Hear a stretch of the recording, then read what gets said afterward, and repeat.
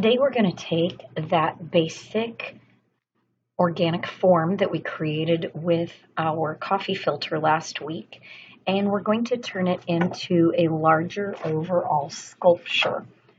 So in order to add to what you created last week, I'm going to show you some ideas and techniques to create some more organic forms. Now, I really love how I created this one. I've repeated some of the colors from that original sculpture, and I have not really competed with the bright center section.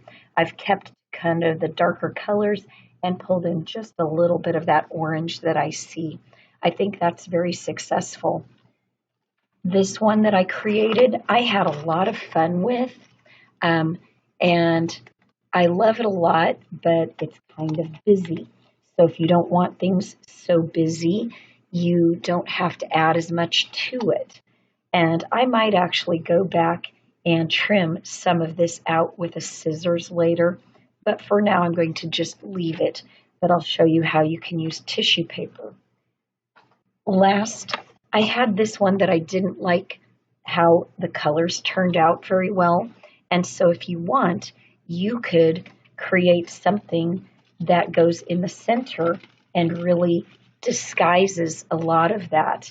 And this one is using the tissue paper and some pipe cleaners.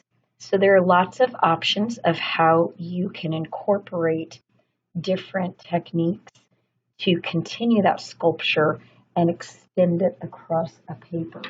So let me show you a few of these techniques. The first technique I'd like to show you is making these little pop-up 3D shapes. The first thing I did is I collected scraps in the color that I wanted. Then I cut them into any organic shape. So literally, if I want to do something here, and by the way, I would fold this in half so that you can cut at least 2 at a time. It'll make it go a lot faster. I'm keeping it kind of circular or roundish, but I'm not trying to make it a perfect circle because I kind of like how interesting and irregular the coffee filter already ended up. You make one slit almost to the center, and then you put 1 drop of glue right here and overlap. You notice how it pops up when I overlap and hold that, and it almost becomes like a little bowl or like one of those dip chips, if you've ever seen dip chips. Okay, and then what you want to do is make sure that you make enough that you can have that repetition of what you're doing. So repetition of a color, a shape, or a type of build is going to help your whole project have unity. Now let's see about doing some of these things with pipe cleaners. Oh, and by the way, this sticks on really easily to your paper. Just put a little glue on one end because the other end won't be sticking down. And once you get it on there, see how it just pops up from the back. Okay, so you can do a lot of different things here, but one of my favorites is to take a pencil or a marker and just twist that around and then pull it off. You can adjust the size of those. You can make it so it folds in half. Let me show you how you can get this onto your paper easily. So I would probably make it a black scrap to do this, but it'll help you to see what I'm doing if I use this red scrap.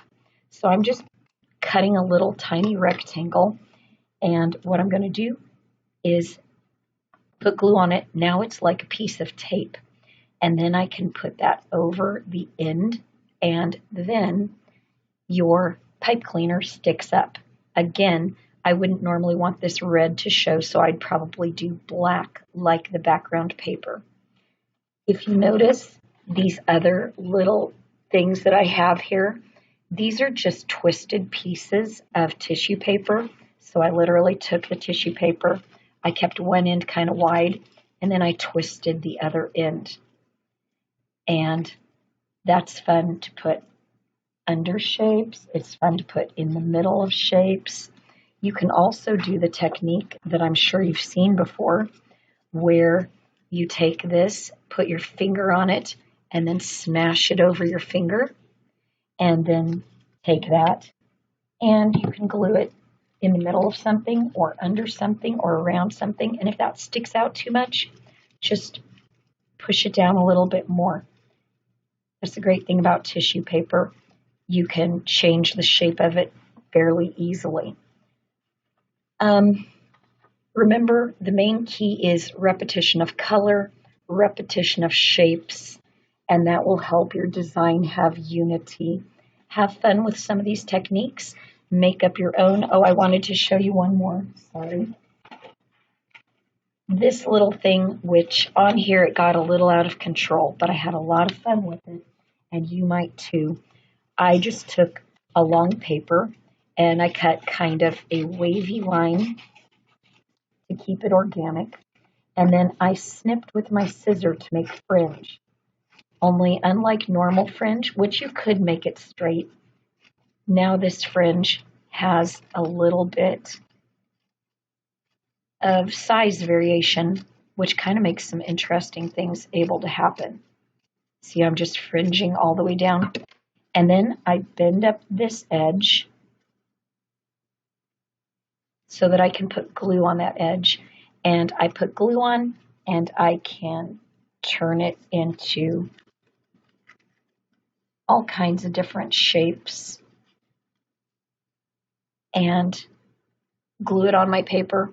I had a lot of fun with this one, but again, it can get out of control really fast.